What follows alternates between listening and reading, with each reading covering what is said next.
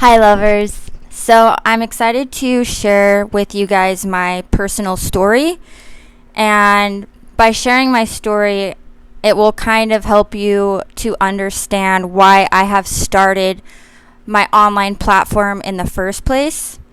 Because I have found that when we go through hardships in our lives and we hit rock bottoms, it's the rock bottoms that actually bring us more awareness of who we are and what we want, and it sheds a light on more of our purpose and our passions and our desires. So I hope you guys can hear me okay. It's really hot here in Hawaii, so I have a fan coming at me because sweaty Betty over here.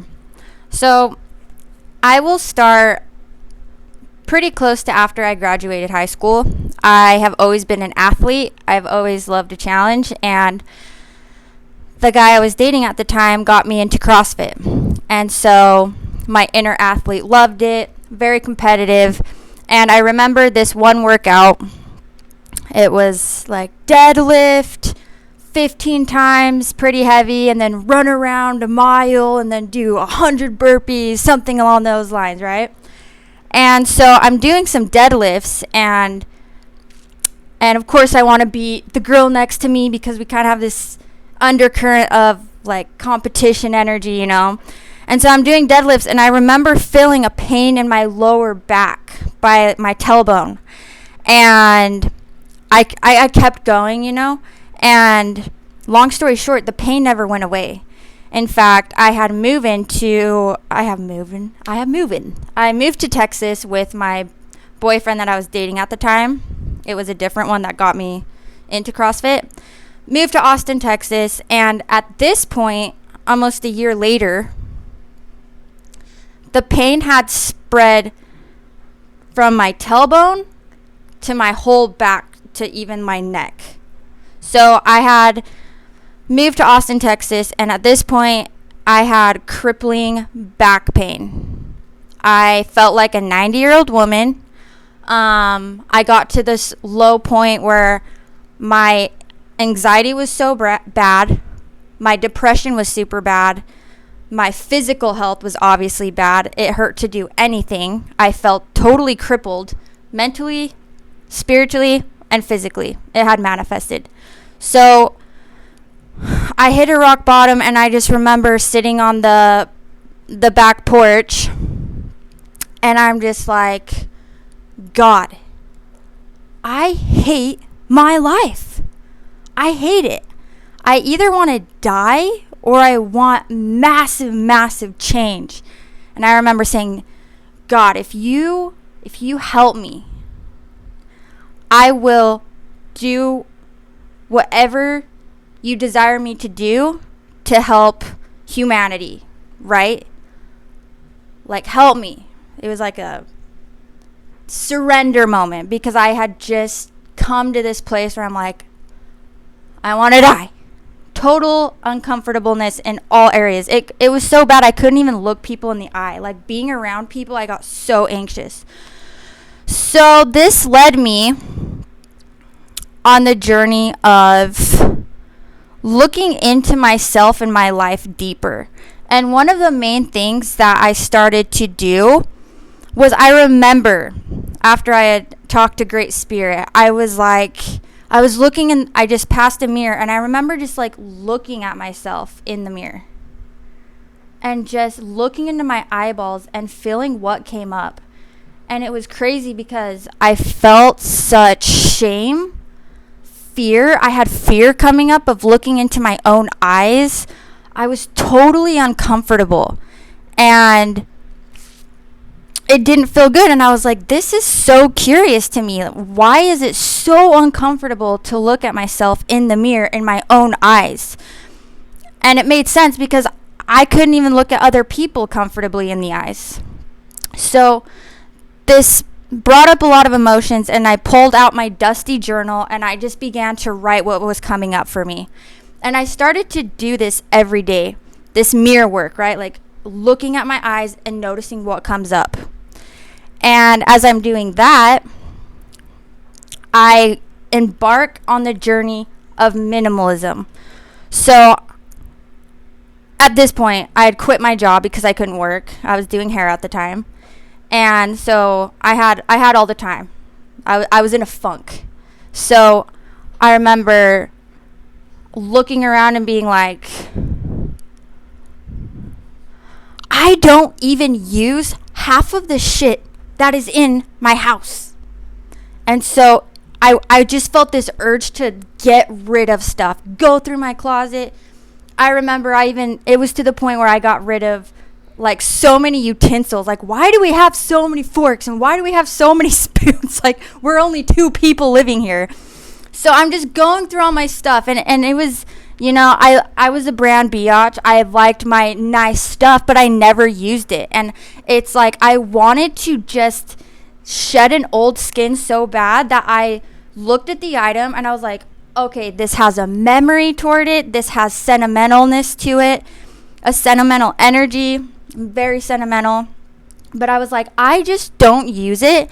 And looking at all the memories, feeling all the emotions that come up, it felt so good to get rid of it and send it to Savers or whatever, right? And I did this process with everything to the point where the house was so simple and cleared out, and only things that we actually used were in the house, and or things that brought us pleasure, whether it's like a painting or, it's just a simple energy.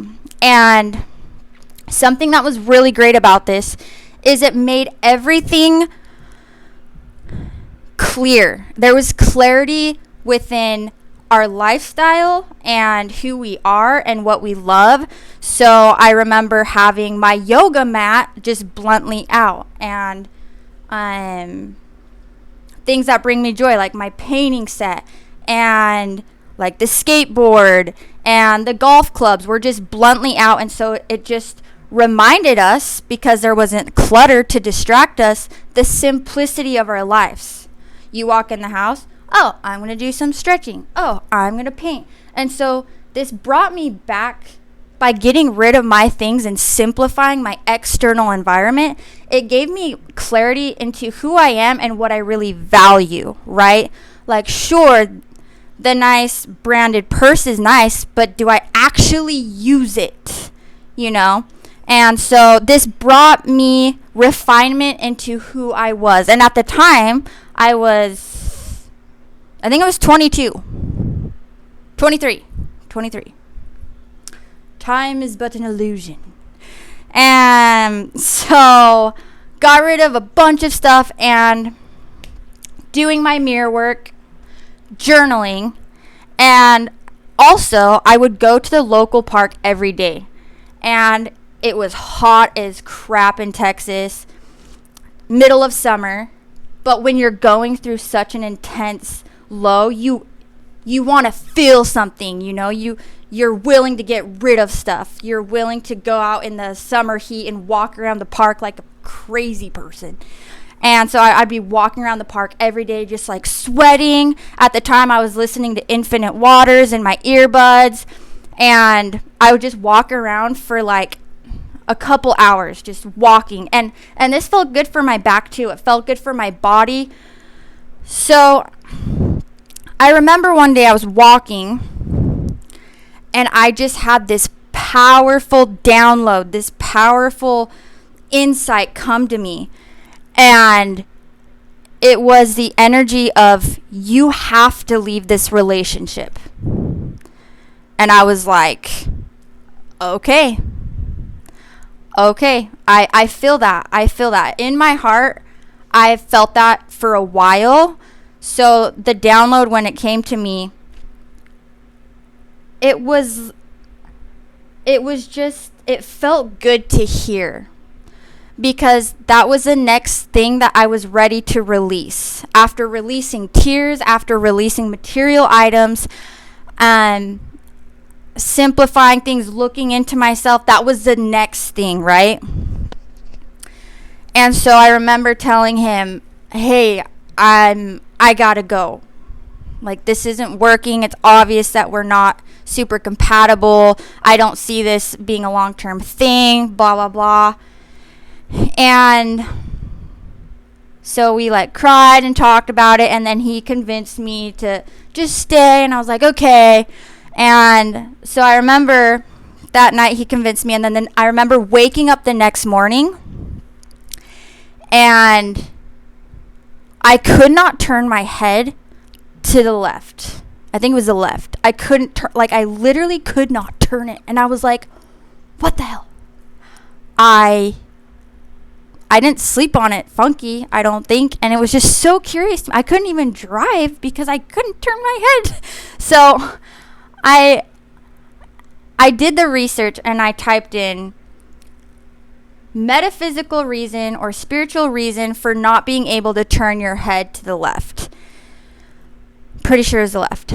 And a website said it's because you're going against your heart. After I had made the decision to stay. And I was like, that just resonated because I was like, that makes sense because I know what I had to do and I was going against my heart. So this experience, anyways, I ended up packing all my stuff in my truck and drove 21 hours straight back home. I had such an adrenaline rush that maybe it wasn't the smartest thing to do, but when you're leaving in a relationship and you have all this adrenaline and you already feel so low, you're just, I'm driving home 21 hours straight. And this experience had taught me so many valuable lessons. And at the time during it, it was total hell. But looking back, it was one of the most beautiful moments in my life because it was, the pendulum was bluntly swinging as how dark it was. The pendulum swung to how bright and how light and how amazing life could be. The pendulum has to swing. And it also showed me that the mind and the body and the spirit is one vessel. The mental, the physical, and the spiritual plane is one energy. Because as I started to get rid of things and release emotions, the material objects were symbolic of my emotional attachments. And for me to release so many tears and to express how I felt about these memories and for me to release was so healing that I felt lighter in my body. And for me to bring my mind to positive thoughts with what I was tuning into walking around the park, infinite waters, right? More spiritual principles. And I'm not saying that you need to mentally go to spiritual principles, but it was good energy for me to think about and bring into my mind. And then physically, as I started doing these shifts, my back actually felt lighter. I was able to breathe deeper. And so I saw how it was all connected. And especially me not being able to turn my head to the left was so obvious that it's all one, because I mentally was like, oh, okay, I'm not going to leave. And then it manifested physically, right? So it was very, very eye-opening for me. Two other things that I want to throw in. I know this is kind of scattered, but let's just go back to when I was getting rid of my stuff and walking to the park and doing the mirror work and journaling. I also, with my minimalism journey, I began to eat very simple foods. I didn't eat anything processed. I ate whole, no breads, just whole foods and organic. I ate very clean and very simple.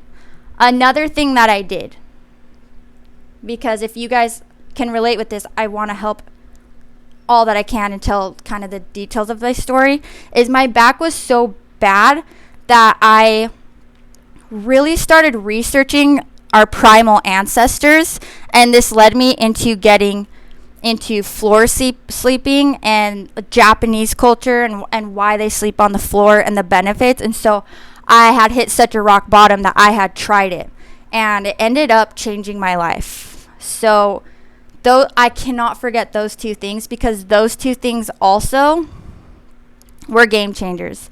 I can get into the floor sleeping later and the science behind it. It's really actually cool. But just got to throw that in. Okay, so let's fast forward back to I left Texas. I'm home.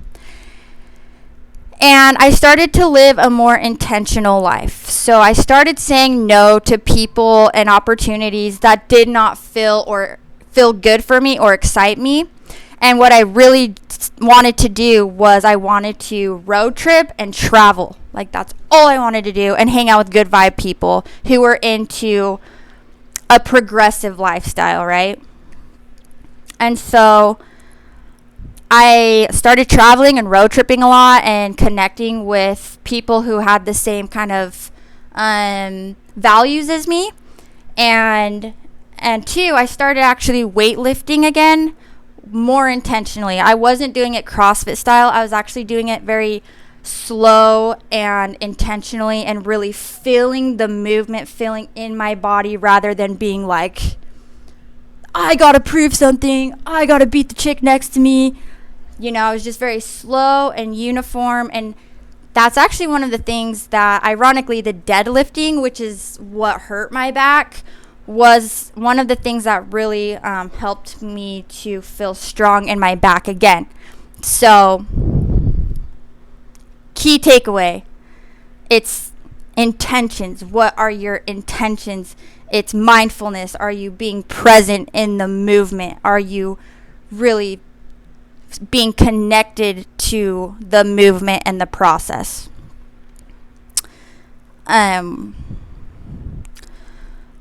So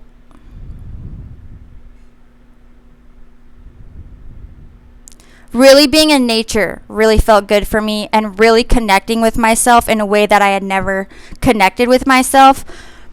Really feeling out who did not feel good, what did not feel good. And this was truly my journey of finding my boundaries, sticking up for myself, and really stepping out of people pleasing. I really got in a phase where I was not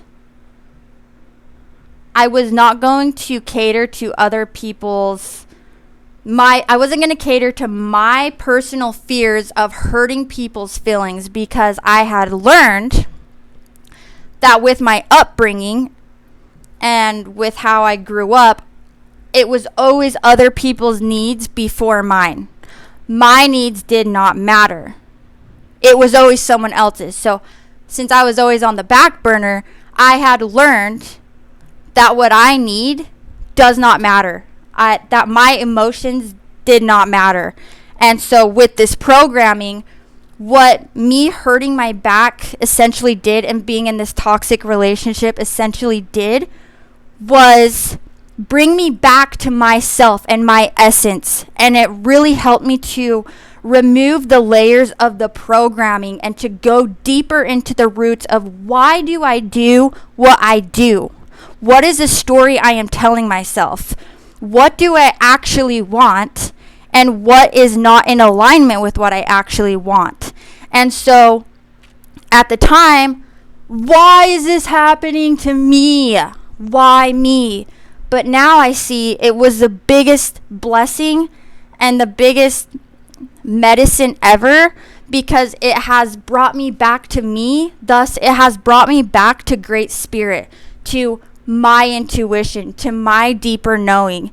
And obviously, I'm still on this journey. Every person I have dated has shown me more of who I am and what I desire. And so relationships are such a beautiful way to find more of who you are. I have released so much codependency, because since I was in a program where others' needs were before my own, that manifested in relationships. And with all the beautiful men I have dated, I have found more and more and more of my essence and embracing it and owning it and not abandoning myself. Because if I don't have myself, I don't have anything. Because externally owning something and claiming something is an illusion. We cannot own or control anyone.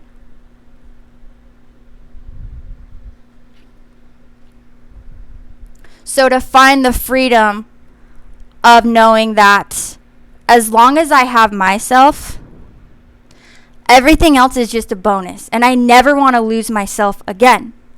And I always want to prioritize myself and what I need. Because if my cup is full and overflowing, then those around me will benefit.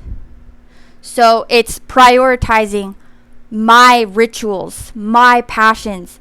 I have found that I love reading, and I have found that I love learning, and I have found that I love networking and connecting people and holding space for people in retreats. I love coaching. I've been a little coach my whole life, even looking back at like third grade JoJo.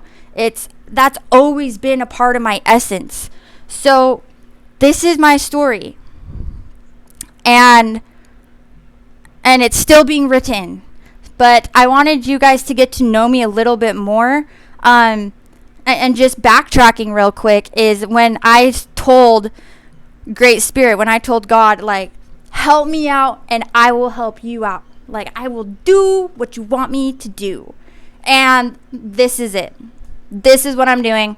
I remember getting home after Texas, and I had this download even in Texas towards the end of start a YouTube channel.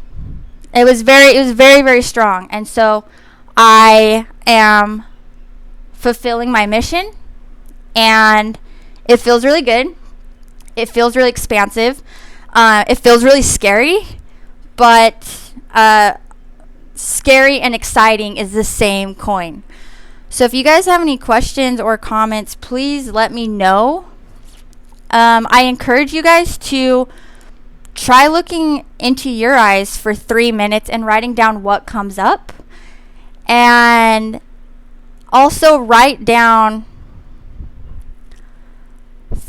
5 to 10 things that light up your inner fire, where you're just like, it makes me so happy. I love it. 5 to 10 things. And start to water and nurture and cultivate those things, because those things are a part of your essence, and it will bring you to a creative state to where you could create a beautiful life around these things that light you up and that energize you and that fill your cup, so you can begin to have a ripple effect of reminding people to fill their cup because your cup is full. It always starts with us as individuals. It's never about saying, you got to do this so I can do this. It's like taking ownership of I am on the mission and the adventure of discovering me, discovering what does feel good for me, what doesn't feel good for me, and going through and finding alignment with what does feel good for us and finding alignment in all areas. And having faith that when you stick up for yourself and who you are and what you want with full faith, it will manifest to you. But the energy and frequency that we're at of like, I don't know if I can have that, it's got to be strong. So focus on yourself in some kind of ritual as often as you can. Every day. Check in with yourself. Check in with your life. Observe yourself. Observe your life. Fill out what does feel good, what doesn't feel good. And it's an adventure. And if you guys have any questions or comments, let me know. I'm wanting to connect with you guys, and it's such an honor to be able to share my story with you. I've been wanting to do this for so long, so the fact that I'm finally doing it, not just thinking about it and wasting my energy thinking about it and doing it, feels super good. Super proud of myself. I love you guys. I'm excited to connect, and I will talk with you guys soon. I love you.